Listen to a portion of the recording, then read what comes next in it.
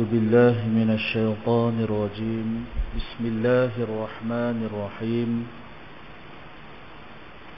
الحمد لله رب العالمين والصلاة والسلام أشرف الأنبياء والمرسلين وعلى آله وصحبه أجمعين قال رب اشرح لي صدري ويسر لي أمري واحلل عقدة من لساني يفقه قولي آمين يا رب العالمين.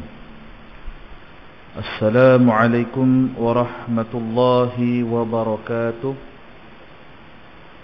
Alhamdulillah, syukur kita kehadrat Allah Subhanahu wa taala dengan limpah kurniaan rahmat dan kasih sayangnya dapat bersama-sama kita bertemu pada malam yang mulia ini di atas izin Allah Subhanahu wa taala, dapat bersama salat maghrib secara berjemaah sebagaimana sunnah Nabi sallallahu alaihi wasallam,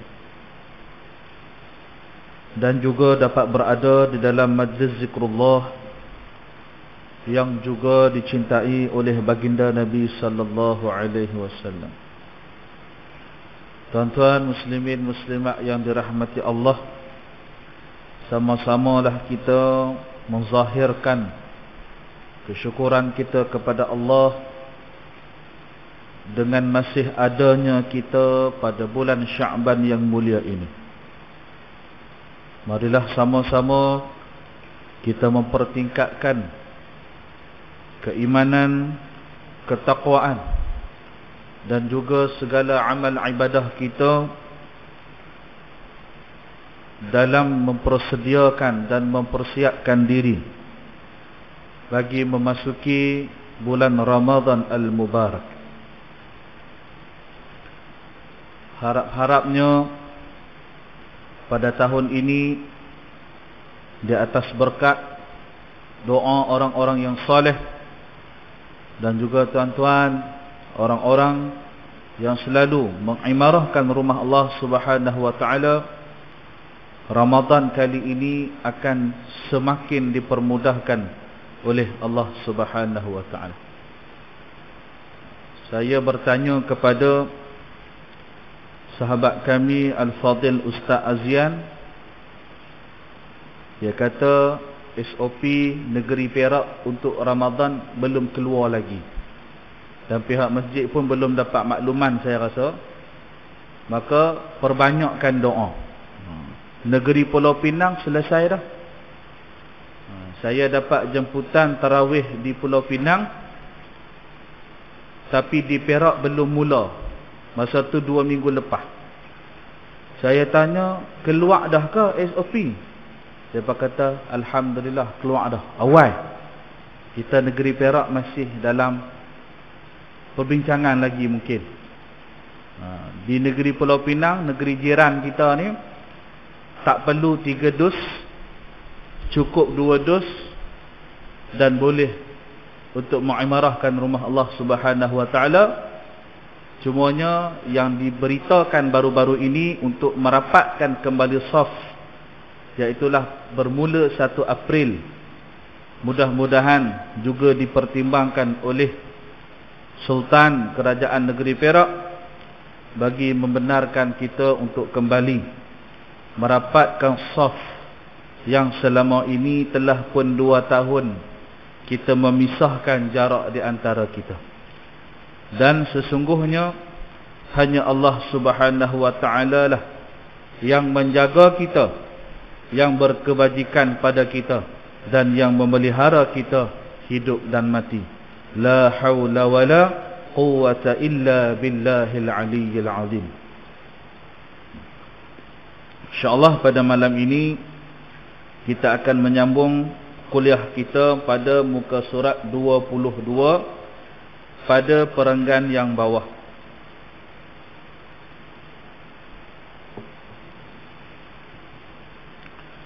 Kata ulama, setengah daripadanya membesarkan ilmu dan ahlinya dan membesarkan gurunya, dan setengah daripadanya membesarkan dia.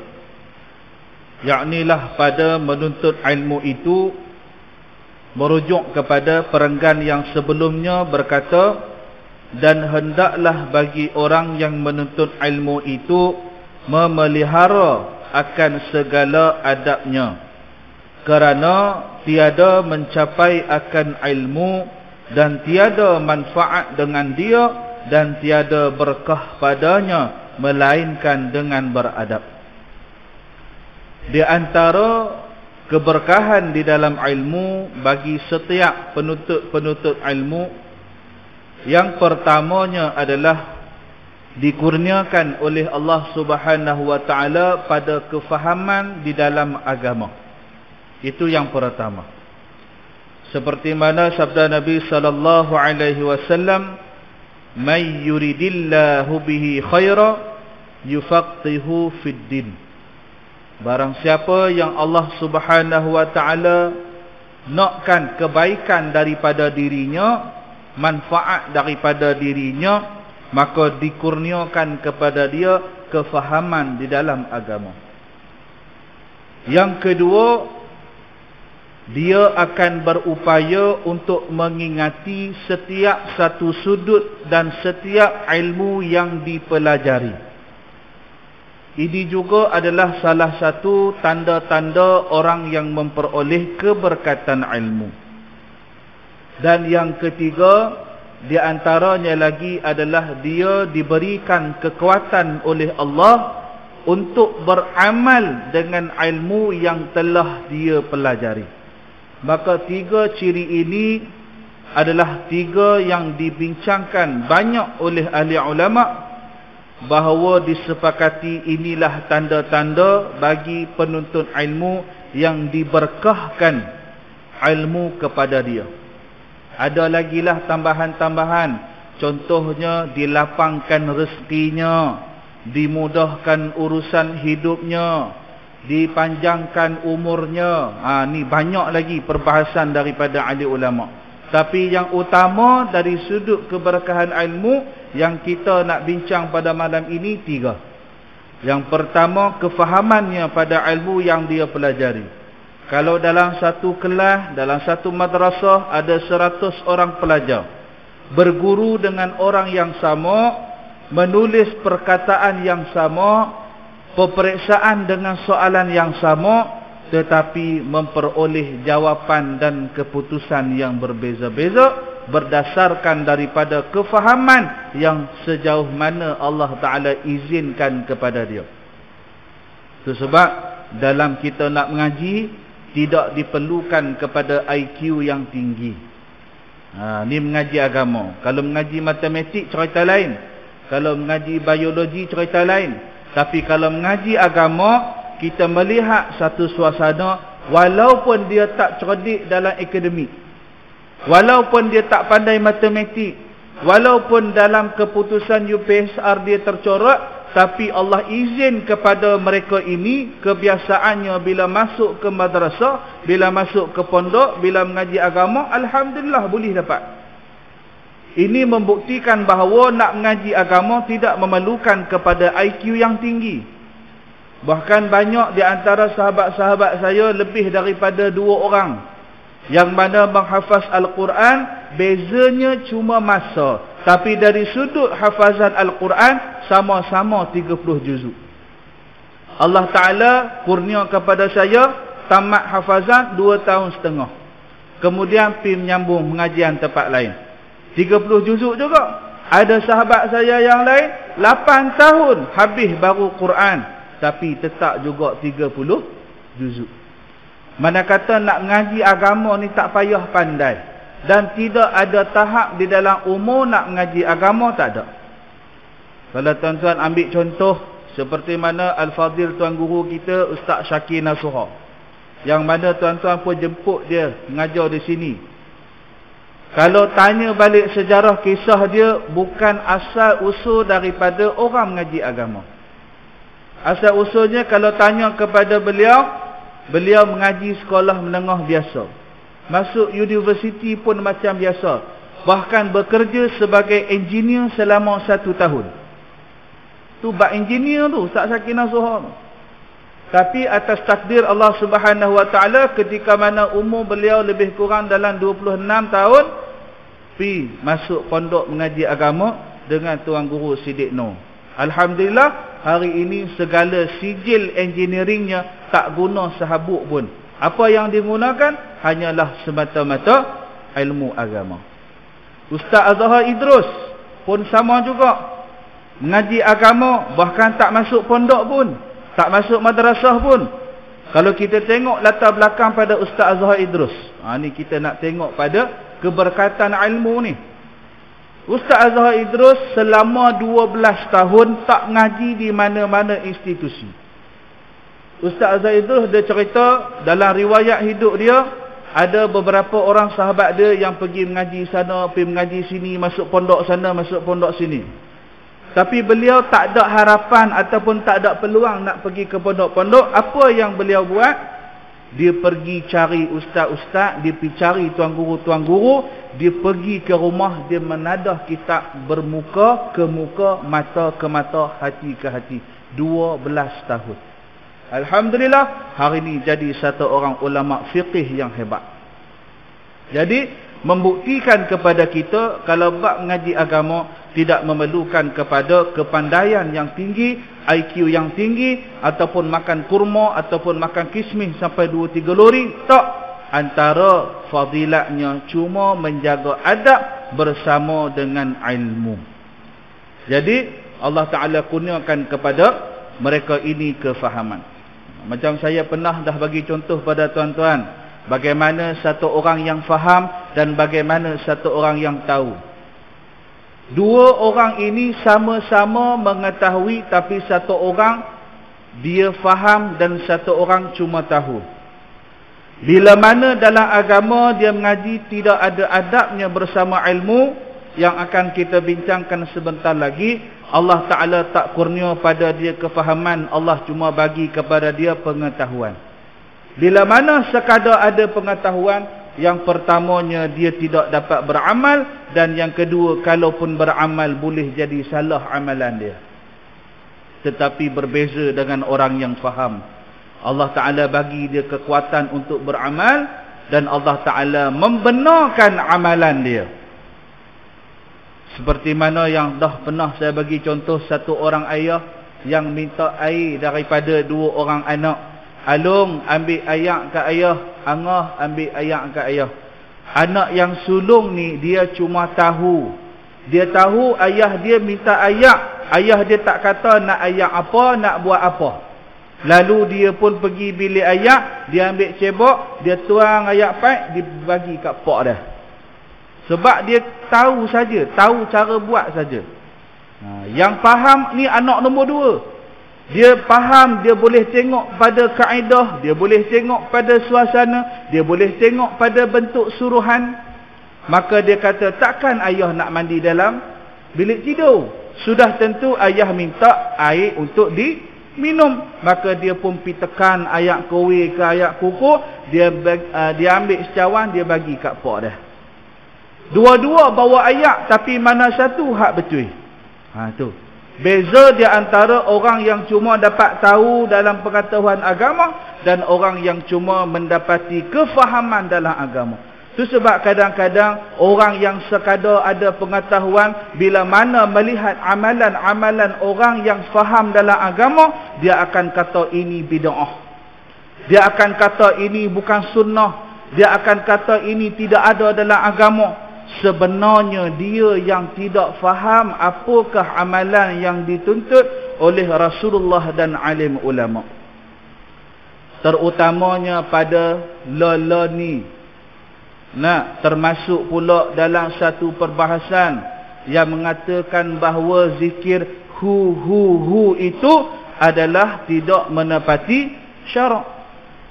Maka kita yang orang awam pun dengarlah dia kata, udahlah amalan kita ni tak berapa banyak, maka yang tak berapa banyak ni kita ikutlah sunnah Nabi sallallahu alaihi wasallam. Ayat tu cantik tuan-tuan. Betul apa yang dia kata, tetapi bukan sebagai satu lesen untuk menafikan kepada amalan dan ibadah bagi orang yang telah pun mencapai zuhd. Maqam zuhd ini adalah satu maqam yang Allah Ta'ala kurnia pada satu orang yang telah pun tenggelam di dalam nikmatnya ibadah. Ada orang yang mana solat sekadar solat, zikir sekadar zikir, puasa sekadar puasa. Tetapi ada orang yang Allah Ta'ala berikan dia kenikmatan yang mendalam di dalam ibadah. Puasanya bukan puasa orang awam.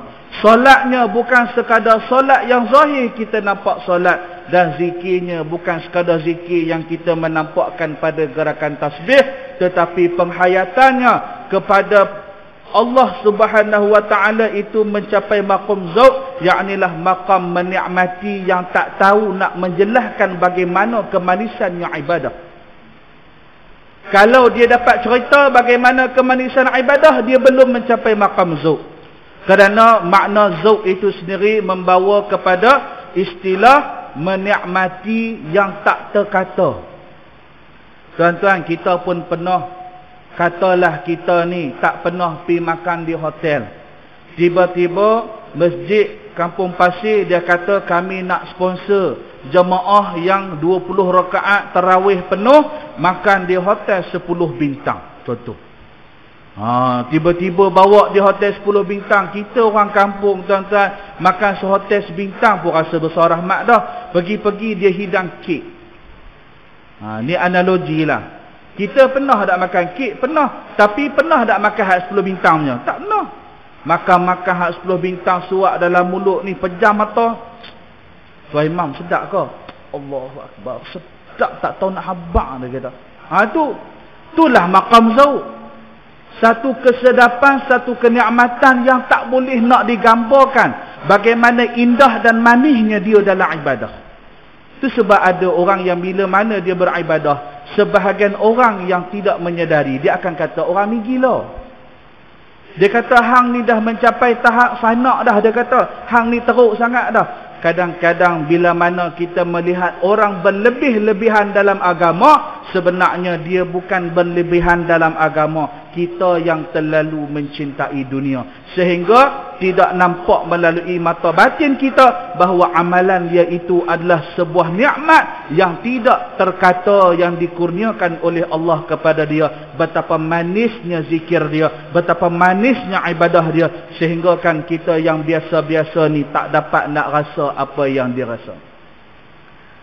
Tu yang dia kata zikir hu sesat tu. Hu tu dia tak faham maknanya apa. Perbahasan saya mudah saja. Kalau tuan-tuan nak perbahasan yang lebih banyak, boleh rujuk dalam Facebook Dr. Aiman Al-Akiti. Dia jelas perhabis dah. Saya bahas sikit saja.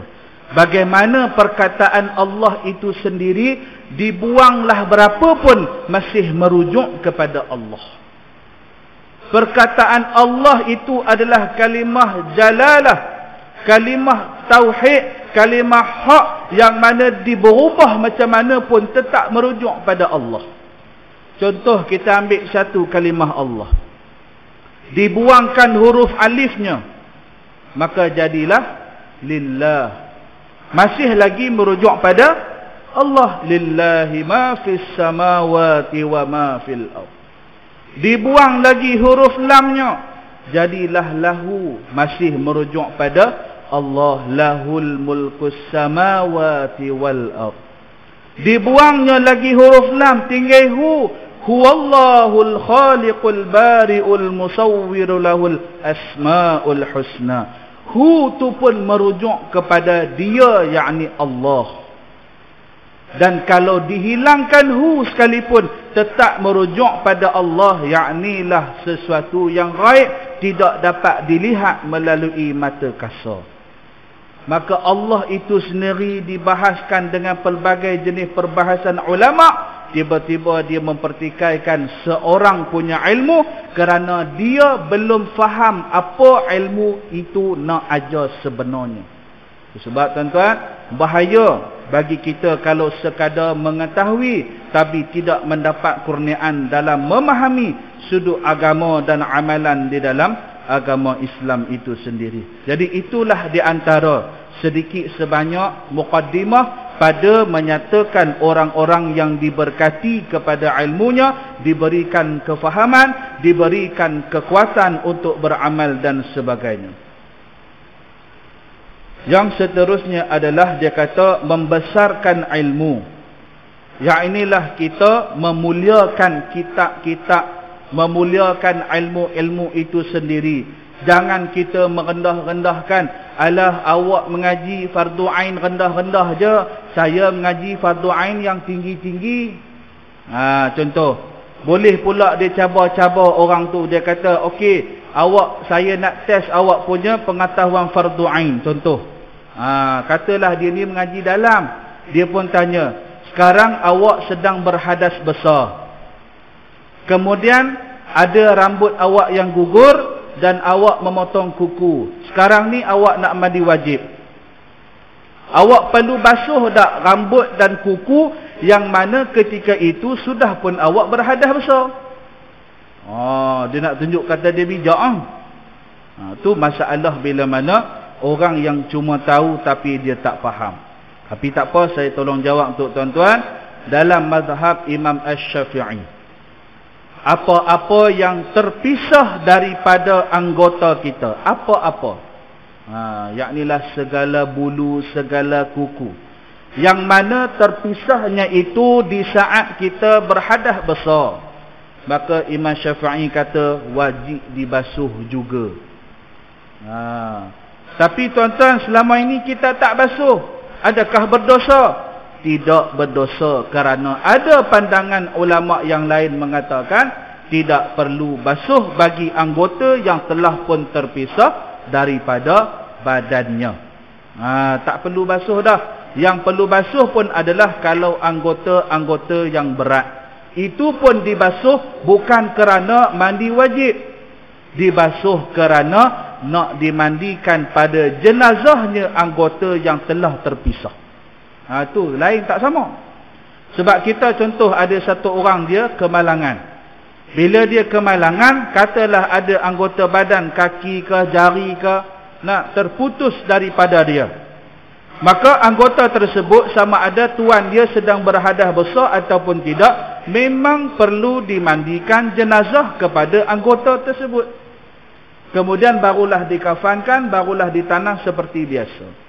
Tapi kalau sekadar kuku, sekadar bulu, maka ini adalah benda yang memang tiap-tiap hari boleh terpisah daripada kita, maka syarak tak mewajibkan untuk dimandikan, mandi jenazah kepada dia. Cuma disunatkan untuk tanam. Kerana badan kita keseluruhannya asal usulnya daripada tanah. Itu sebab kalau kata potong kuku ke apa dan sebagainya, potong rambut, kumpul-kumpul, kita tanam balik dalam tanah. Itu dia punya sunnah. Tapi kalau tak buat, tak ada masalah. Ni yang sebut kata kalau mandi wajib. Kalau mandi wajib ada rambut yang gugur, ada kita duk ketik kuku, lepas tu baru kita nak pergi mandi wajib. Kalau dalam mazhab Imam Syafi'i, dia kata wajib basuh sekali. Kita kena kutip balik, basuh sekali. Lepas tu baru kita buang. Tapi kalau tak nak buat, tak ada masalah. Kita ambil pendapat sebagai ulama yang lain, kerana benda tersebut adalah khilaf. Dia bukan sebuah ijma' daripada ahli ulama. Itu adalah di antara amalan-amalan yang memerlukan kepada kefahaman. Yang kedua adalah ahlinya. Ahlinya ini siapa dia? Yaknilah orang-orang yang telah pun menuntut ilmu dan ada kealiman di dalam dirinya. Kebiasaannya ini adalah untuk ustaz-ustaz yang besar, untuk tuan-tuan guru yang besar. Ini kita panggil sebagai ahlinya. Yaknilah ahli-ahli ilmu, orang-orang yang layak untuk berbahas tentang ilmu. Dan membesarkan gurunya. Juga orang yang mengajarkan kepada kita ilmu, maka kita muliakan dia. Walaupun dia mengajar kita sekadar satu huruf. Dan setengah daripadanya membesarkan dia, yaknilah memuliakan diri sendiri. Bukan kata mulia diri sendiri itu makna kata aku ni ahli ulama tau, bukan. Makna memuliakan diri sendiri, kalau dah tahu diri itu adalah ahli yang menuntut ilmu, maka jagalah siqahnya. Yang ni jaga apa? Jagalah sudut pemakaiannya, jagalah amalannya, jagalah budi bahasanya, jagalah perilakunya. Maka itu akan menyebabkan dia sedang memuliakan diri sendiri. Kalau dia hina diri sendiri, dia ni mengaji agama, budak tahfiz 30 juzuk, tapi sama-sama merempik di hari Minggu. Itu menghina diri sendiri ya. Allah Ta'ala dah meletakkan dia martabat yang mulia, dia menghinakan diri dia dengan bercampur dengan ahli-ahli maksiat dan juga perbuatan-perbuatan maksiat. Ini mana kata dia tidak membesarkan diri dia asbab daripada ilmu yang dia ada. Jadi kita selaku orang yang mengaji, bagi ada nampak beza sikit. Bagi ada nampak ini orang ngaji, hak ni orang tak mengaji. Jadi bila jadi orang mengaji ni, pada akhlaknya berbeza, pada pakaiannya berbeza dan sebagainya.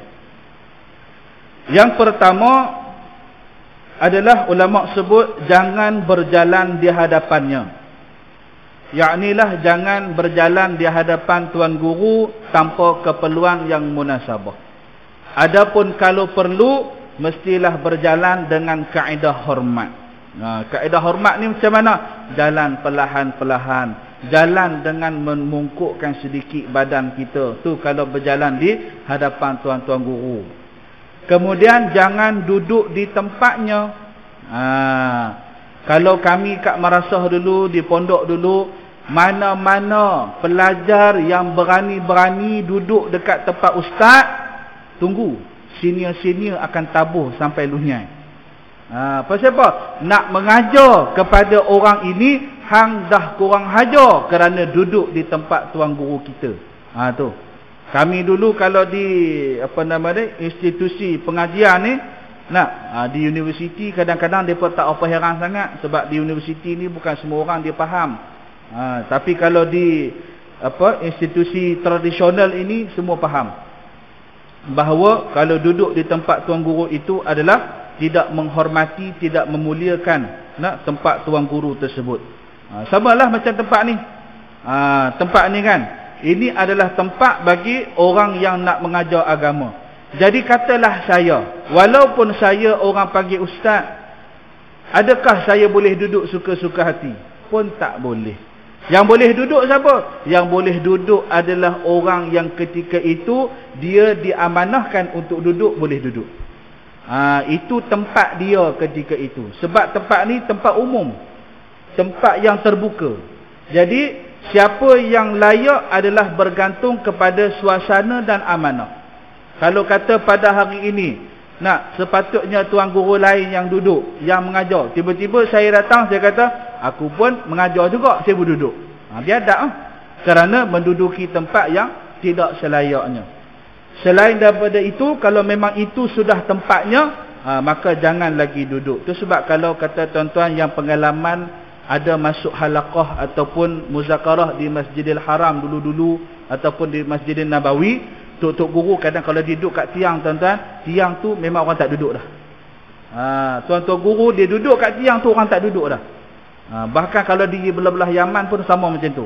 Di masjid ke, di mana-mana, yang mana tuan guru duduk kat situ, dia suka, dia berzikir ke, dia duduk menena'ah seorang-seorang ke, ataupun dia muzakarah dengan ada orang yang nak berjumpa dengan dia. Lepas pada tu tak ada dah orang duduk kat tiang tu. Kalaupun ada, orang tu tak tahu. Kerana dia nak memuliakan dan membesarkan tempat yang diduduki oleh ahli ulama tersebut. Yang seterusnya adalah jangan memulai perkataan. Kalau macam kita pergi berziarah dengan tuan guru dan sebagainya, yang kita boleh mula perkataan ni satu je, bagi salam. Satu tu je yang kita dari sudut adabnya. Tak haram pun kalau nak tanya, ustaz, apa cerita, tak ada masalah. Cuma dari sudut adabnya, yang baik adalah, yang boleh sahaja adalah memberi salam. Selain daripada itu, tunggu ustaz tu bercakap baru dia bercakap. Kalau tuan guru tu tak kata apa, diam, maka jangan dia berkata-kata, melainkan ada keperluan. Contoh nak tanya soalan, ataupun nak tegur ada kesilapan, Tuan guru pun kita boleh tegur, tak ada masalah nak tegur tuan guru. Contoh, tuan guru, tadi saya tengok tuan guru semayang, tapi ada najis taik cicak dekat tuan guru punya bahu. Saya rasa macam tak sah, macam mana tu tuan guru? Tuan guru pun tengok, Allah, yalah sungguh. Dia tepih dan dia kena semayang lain.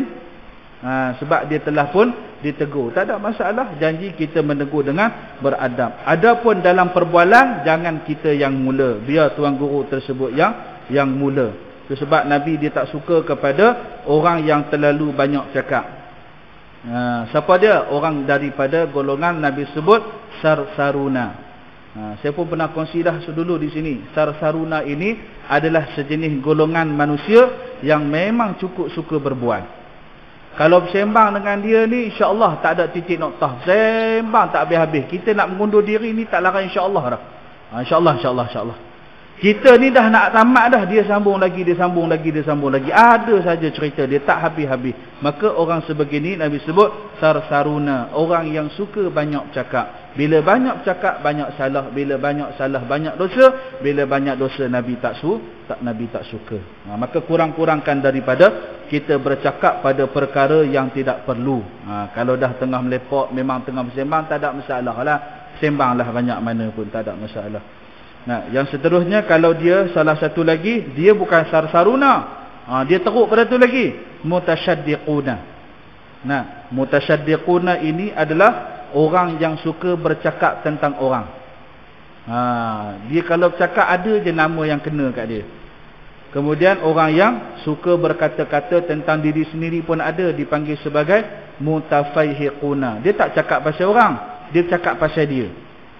Dia kata aku ni macam-macam lah pencapaian dia lah, kebanggaan dia lah dan sebagainya. Itu sebab dalam berkata-kata kena berhati-hati, jangan termasuk daripada 3 golongan ini.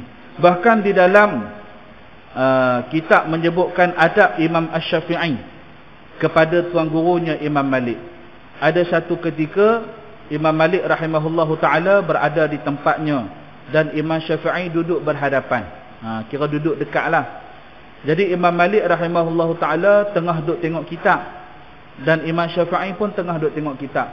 Jadi Imam Syafi'i ni dia selak kitab dia. Dia bukan macam kitab la ni dia kertas lembut. Dulu kertas tebal dan kerah. Dia selak dengan perlahan-perlahan. Dia selak pelan-pelan. Kenapa dia selak pelan-pelan? Dia kata, aku takut kalau terganggu tuan guru aku. Dia takut terganggu Imam Malik rahimahullah ta'ala. Sebab ahli ulama' ni kadang-kadang nampak dia macam diam, tapi sebenarnya dia bukan diam.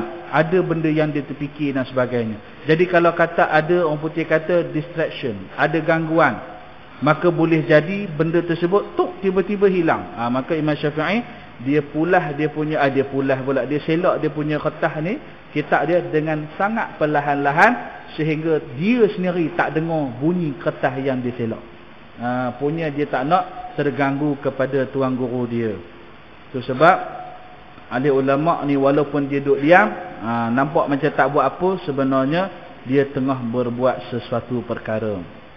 Yang seterusnya, jangan membanyakkan perkataan dan tertawa-tawa di hadapannya, melainkan dengan izinnya atau redanya. Ini berlaku, contoh dia kata, nak tuan guru macam baru ni masjid daerah Taiping jemput sahibus samahah bekas mufti wilayah Dr. Zulkifli Bakri. Jadi adalah di antara AJK tu, bawalah bertemu, makan sekali, ada homestay semua. Jadi ketika itu bersembang-sembang. Bersembang-sembang ni alhamdulillah tak ada yang ketawa-ketawa banyak-banyak dan tak ada yang sembang lebih-lebih. Sebab faham sendirilah Dr. Zulkifli ni macam mana. Jangan kata bersembang, dia ceramah pun suara dia kita kena tadah telinga. Pasal suara dia pelan dan orangnya pun lembut je. Dia bukan jenis nak ketawa ha bukan. Jadi siapa yang duduk dengan dia tu yang faham agama, insya-Allah dia takkan ketawa banyak-banyak dekat depan tuan guru dan sebagainya. Jadi kalau kata ajak tuan guru, jom kita pergi makan ke, nak ada jamuan masjid buat ke dan sebagainya, janganlah ada yang ketawa terbahak-bahak ataupun memperbanyakkan perkataan, melainkan dengan izin ataupun redanya. Yang kata redanya ni apa? kalau tuan guru tu join sekali, join sama-sama, ketawa dan juga bersembang panjang, tu tak ada masalah. Tapi kalau dok tengok nak tuan guru tu senyap, tak kata apa, jadi kita menjadi orang yang kurang beradab. Sebab tuan guru ni bukan semua orangnya peramah. Kadang-kadang ada orang yang jenis pemalu orangnya. Jadi bila dia pemalu, dalam bab menyampaikan ilmu dia tak malu. Tapi kalau dia nak bersembang orang, dia rasa malu. Ada orang macam tu. Antara salah satunya sahabat saya. Dia ni cukup alim, mengaji Yaman 8 tahun. Kalau nak rujuk hadis ke rujuk apa-apa ke, saya banyak rujuk dengan dia. Sebab dia memang orang alim. Tapi kalau nak bersembang dengan dia, jenuh kita fikir idea. Pasal dia bukan jenis orang yang kaki menyembang. Dia diam je, tapi ilmu banyak. Yang kelima adalah jangan bertanya kepada dia masalah pada ketika ia jemu. Ia jemu ni bukan makna kata dia tengah bosan, tak. Kadang-kadang ada di antara ahli ulama ataupun tuan-tuan guru ni dia keletihan ataupun kepenatan, nampak lesu di wajahnya dan sebagainya, maka jangan tanya apa-apa kepada dia ketika itu. Kerana boleh jadi kita sedang pun mengganggu istirahat dia. Kadang dia mungkin datang dari jauh ke, ataupun dia dalam sehari itu banyak kuliah dia, mungkin sampai 5-6 kuliah dan sebagainya. Jadi jangan bertanya ketika mana kita nampak dia keletihan, kepenatan dan sebagainya, kerana boleh menyebabkan dia terganggu di dalam istirahat dia. Dan dalam adab tanya ni pula kena tanya dulu. Boleh tak nak tanya? Kalau dia kata minta maaf lah, saya tak boleh nak jawab. Itu sebab kadang-kadang bukan semua tuan guru yang buka di akhir kuliah dia kata, baik tuan-tuan, ada apa-apa soalan ke? Bukan semua. Salah satunya saya lah. Macam saya, kenapa saya tak buka soalan? Kerana saya menyedari bahawa saya bukan orang yang layak untuk ditanya sebarang soalan. Adapun kalau bertanya secara personal, jumpa depan-depan, jumpa berdua dan sebagainya, maka saya boleh jawab sekiranya saya ingat apa kata ulama. Kalau saya tak ingat apa kata ulama, saya tak ingat apa rujukan kitab, kebiasaannya saya akan minta dia rujuk dengan tuan guru lain, ataupun saya kata boleh tak kalau kita sembang pada bulan hadapan, ketika mana kuliah hari yang saya sama, kita akan berbincang semula kerana saya hendak mencari jawapan dulu. Tu. Sebab dalam semua ilmu ini bukan semua orang dia tahu semua benda. Kalau yang jenis tahu semua benda ni, dia bukan ustaz lah. Kalau yang tahu semua benda ni ahli ulama. Kalau dia ustaz, dia tak tahu semua benda. Contohnya macam saya. Itu sebab kenapa saya tak pernah mewar-warkan, tuan-tuan ada apa-apa soalan ke? Tak pernah. Kerana menyedari kepada ceteknya ilmu yang ada kepada diri saya. Jadi kalau mana tuan guru ini nampak dia macam tak bersedia untuk menjawab soalan dan sebagainya, jangan bertanya kepada dia. Adapun kalau nak bertanya, tanya dulu, boleh tak saya nak bertanya? Kalau diizinkan untuk bertanya, maka tanya. Jika boleh dijawab, boleh jawab, tak ada masalah. Kerana di dalam agama ini, nak bersembang hari itu, kami ada sekali buat perjumpaan bersama dengan Timbalan Mufti Datuk Zamri. Dia kata dalam agama ni tak ada yang hinanya kalau kita jawab kita tak tahu. Dalam agama, kalau kita jawab kita tak tahu, tak ada yang hina. Yang hinanya adalah kalau dalam agama kita tak tahu, tapi kita buat-buat tahu. Itu sebab dalam memberi pendapat ini, bukan semua pendapat boleh diberikan pendapat peribadi, melainkan dia adalah ulama mujtahid. Itu sebab kalau tuan-tuan dengar kuliah Ustaz Azhar Idrus, orang yang sefaqih dia, orang yang sealim dia, dia kata apa? Bukan pendapat saya, pendapat ulama. Tu ayat dah. Dia sendiri pun tak berani nak keluarkan apa yang dia rasa, apa pendapat dia. Tak boleh. Dari sudut hukum adab dengan ilmu, haram bagi pendapat sendiri kalau dia bukan ulama mujtahid mutlak. Mujtahid mutlak ni siapa? Orang yang layak mengeluarkan fatwa. Tara mufti Malaysia tak layak keluar fatwa peribadi. Tu. Mufti Malaysia tu sebab kenapa ada majlis muzakarah. Dia ada ahli jawatan kuasa fatwa. Kerana bila mana nak mengeluarkan fatwa, nak mengeluarkan pendapat, dia tak boleh keluar pendapat peribadi. Walaupun dia mufti, dia bukan ulama mujtahid. Tu kena faham. Tu yang dikatakan sebagai orang yang beradab dengan ilmu. Kalau mufti pun tak boleh bagi pendapat sendiri, kena berbincang. Kalau saya tuan-tuan nak tanya soalan lagi tak layak. Melainkan kalau kata saya ingat, saya tahu jawapan dia, saya bagi tahu, tak ada masalah. Dan yang seterusnya adalah jangan diseru akan dia dengan namanya, seperti jangan diserukan kedua ibu bapa dengan keduanya. Jangan panggil tuan guru tersebut dengan namanya secara peribadi. Mesti panggil dengan panggilan yang hormat. Contoh, kalau orang panggil dia ustaz, panggil dia ustaz. Kalau orang panggil dia syekh, panggil dia syekh. Kalau orang panggil dia tuan guru, panggil dia tuan guru dengan panggilan yang terhormat. Terus saya pun, walaupun saya tak kenal dia siapa dan sebagainya, asbab menghormati satu orang, saya tak panggil dia encik, saya panggil dia tuan. Bahkan ustaz ini bukan bermakna ustaz yang mengajar agama. Ustaz ni dalam bahasa Arab dia ada dua makna. Satu, ustaz yang mengajar. Satu lagi, ustaz maknanya tuan, encik. Jadi bukan semua yang dipanggil ustaz itu adalah orang yang mengajar agama. Tu kalau di Malaysia sahaja. Bila mana dipanggil ustaz, dia adalah orang yang mengajarkan agama. Kalau dia tak mengajar agama tapi dipanggil ustaz juga, macam mana? Contohnya macam orang yang menguruskan jenazah. Orang yang duk menguruskan jenazah, yang buka syarikat jenazah dan sebagainya, kadang-kadang orang panggil dia ustaz juga. Ataupun orang yang buat perubatan Islam, yang menghala jin ataupun yang merawat dan sebagainya, pun orang panggil ustaz juga. Dia tak mengajar apa-apa. Maka ustaz kepada dia bukan bermakna ustaz mengajar. Ustaz kepada dia adalah ustaz pada panggilan tuan. Tu beza di antara panggilan. Maka janganlah memanggil bagi orang itu dengan panggilan namanya, kecuali kalau dah rapat sangatlah. Memanglah dia tu ustaz, tapi kita ni memang daripada kecil rapat sungguh dengan dia, ataupun memang baik sungguh dengan dia, dan kalau dipanggil nama dia tak terasa hati, itu tak ada masalah. Dan yang terakhir pada hari ini dan setengah daripadanya adalah membesarkan kitab. Selain daripada membesarkan kitab juga nak dibahaskan adalah dengan memuliakan sebarang alatan yang digunakan untuk menuntut ilmu. Contohnya apa? Rotan. Kalau tuan-tuan tengok, kenapa kalau rotan kita tak boleh letak bawah? Kenapa rotan kita tak boleh letak merata? Kenapa rotan orang tua-tua kita dulu pun dia akan ambil, dia akan letak di tempat yang tinggi? Kerana kata tuan guru saya, Syekh Maulana Yusuf, dia beritahu, dia kata rotan ini dia ada ruhnya tersendiri. Bukan kata roh tu maknanya dia hidup tak. Roh tu maknanya dia ada aura dia tersendiri. Mana kata bila digantung tinggi rotan tersebut, siapa-siapa yang nak buat nakal, ternampak rotan tu tak jadi. Contoh kalau anak-anak kita dia baru nak bergaduh, ternampak kita punya rotan kat atas tu, tak jadi gaduh dia. Pasal dia tahu kalau bergaduh juga lagi, pak dia ambil rotan tu sebab dia. Dan yang kedua adalah nak memuliakan alatan yang digunakan untuk mengajar dan digunakan untuk mendidik, apatah lagi digunakan untuk mengaji. Itu sebab kenapa kalau orang-orang hak mengaji agama, pen ni tuan-tuan, dia takkan letak di belah poket.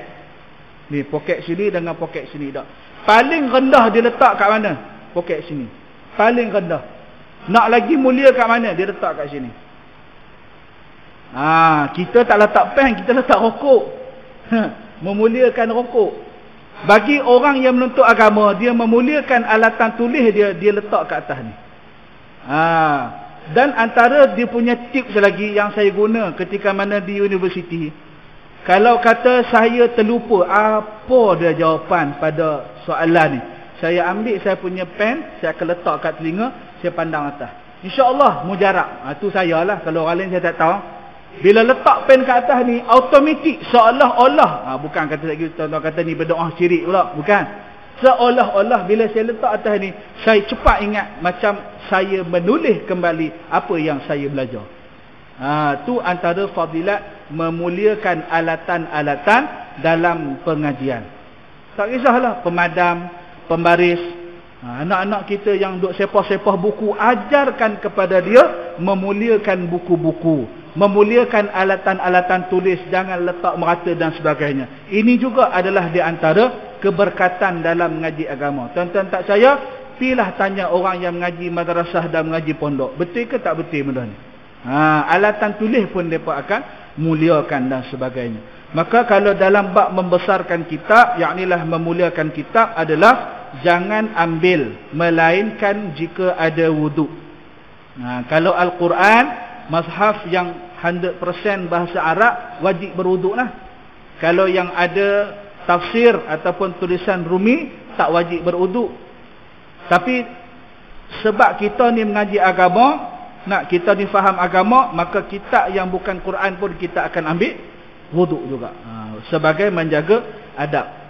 Kata ulama adalah kerana bahawasanya ilmu itu adalah nur. Ilmu itu adalah cahaya. Dan wuduk itu juga adalah nur. Maka bertambahlah nur ilmu itu dengan nur wuduk.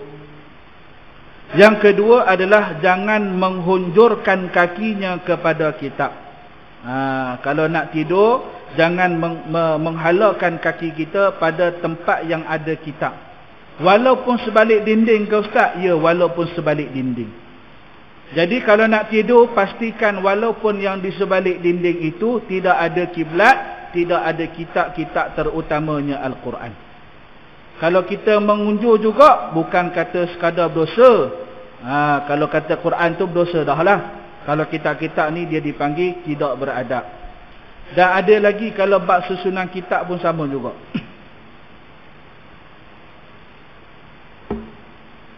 Macam saya tengok tuan-tuan, alhamdulillah. Susunan kitab Al-Quran duduk atas sekali. Tu makna kata betul ya. Kalau Al-Quran itu duduk di atas sekali, betul. Tapi kalau Al-Quran itu dia berada di bawah ataupun setara, tak berapa tepat lah.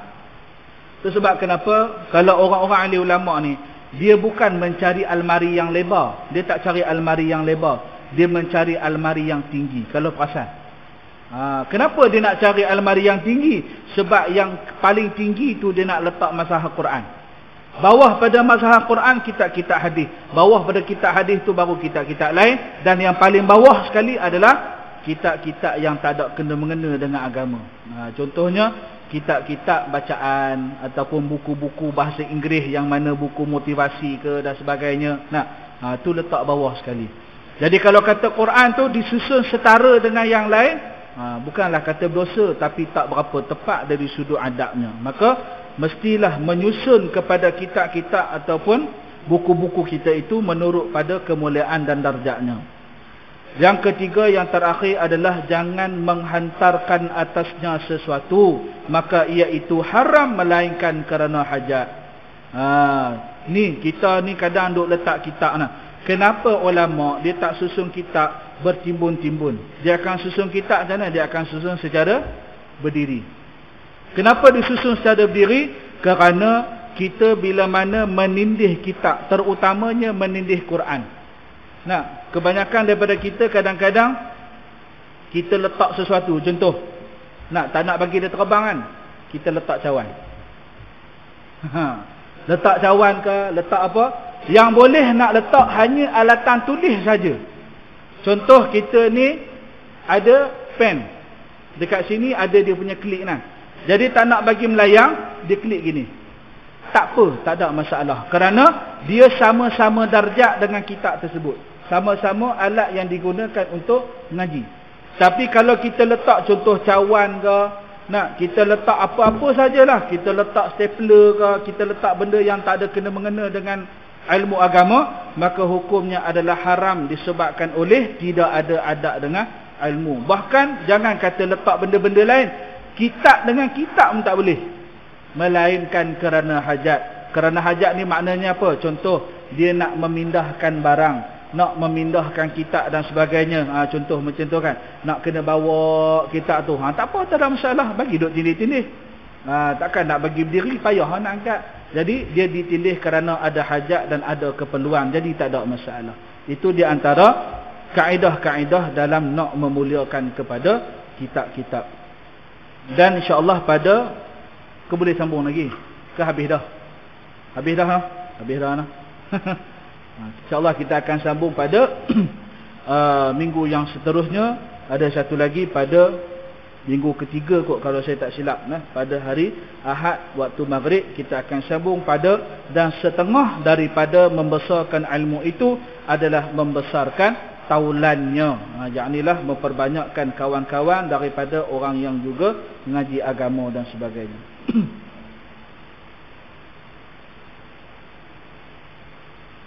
Jadi insyaAllah tuan-tuan muslimin muslimat yang dirahmati Allah, jumpa lagi pada pertemuan yang seterusnya. Jadi jika ada salah dan silap saya pada malam ini, ataupun ada sebarang tersalah kata saya dan sebagainya, saya mohon ampun dan maaf, kerana yang baik itu hanyalah daripada Allah Subhanahu Wa Taala, yang tidak baik itu juga adalah daripada Allah Subhanahu Wa Taala secara hakikatnya, namun atas asbab daripada kelemahan, kekurangan dan kedaifan diri saya sendiri.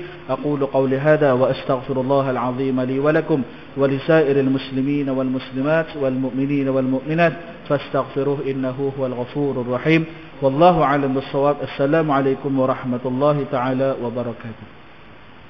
A'udzu billahi minasyaitonir rajim. Bismillahirrahmanirrahim. Alhamdulillahi rabbil alamin, wassalatu wassalamu ala asyrafil anbiya'i wal mursalin wa ala alihi wa sahbihi ajma'in. ففهمناها سليمان وكلا آتينا حكما وعلما وسخرنا مع داود الجبال يسبحن والطير وكنا فاعلين. سبحانك اللهم وبحمدك أشهد أن لا إله إلا أنت ونستغفرك ونتوب إليك. وصلى الله على سيدنا محمد وعلى آله وصحبه أجمعين والحمد لله رب العالمين.